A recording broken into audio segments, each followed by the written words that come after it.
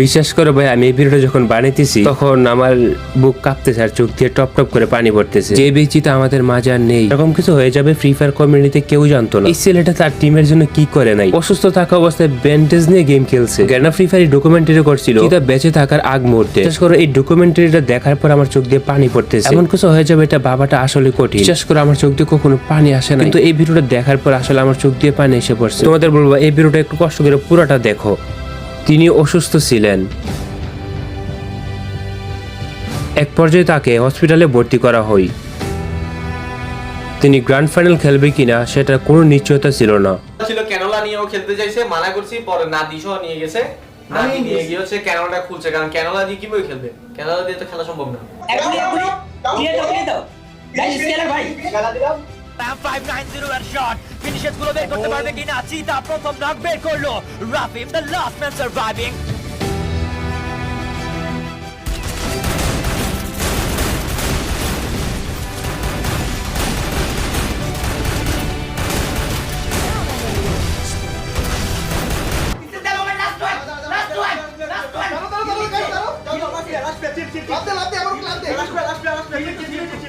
Daniel survive করছে, তবে zone ব্যাটে হবে কিনা?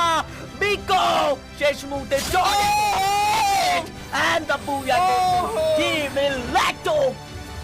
বিকো ভাই নিকো তুমি আসছো না কেন?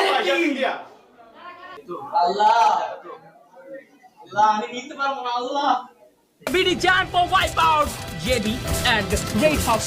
এবার দুটো team head to head battle করবে। যে দল বুইয়া করবে চ্যাম্পিয়ন হতে পারে। জব ব্রেকার্সের অবস্থা দেখুন, চিতা রিভাইভ করছেন, চিতা নিজেকে হিল করছেন এবং একই সঙ্গে ফ্লিকারের স্নাইপার শটকে এবার এখানে একজন কমেন্টারি করতেছে চিতা রিভাইভ করছেন এবং নিজেকে হিল করছেন। এই কথাটা শোনার পর আমার শরীরে লুম দাঁড়িয়ে যায়, তবে সে নিজেকে হিল করতেই পারে নাই।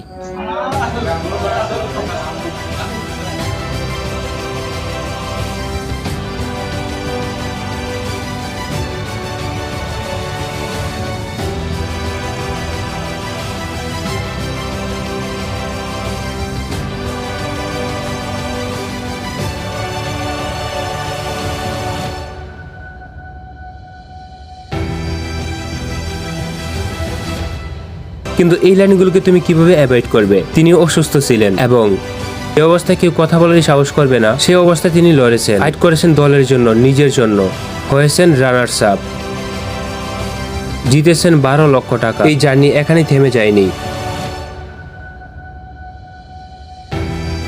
শুভকামনা আপনার ভবিষ্যতের জন্য। ভবিষ্যৎ 5 দিন আগে কি সে কখনো ভাবছিল কখনোই টুর্নামেন্ট খেলতে পারবে না? এবার কমেন্ট দিকে আমরা জিবি চিতা চিতা করে চিল্লাতে পারবো না? থ্যাংক ইউ চিতা, আপনি দেখিয়ে দিয়েছেন জীবন মানেই যুদ্ধ। জীবনের শেষ পর্যন্ত যুদ্ধের লড়েছেন। তাহলে ভবিষ্যতের কি হবে?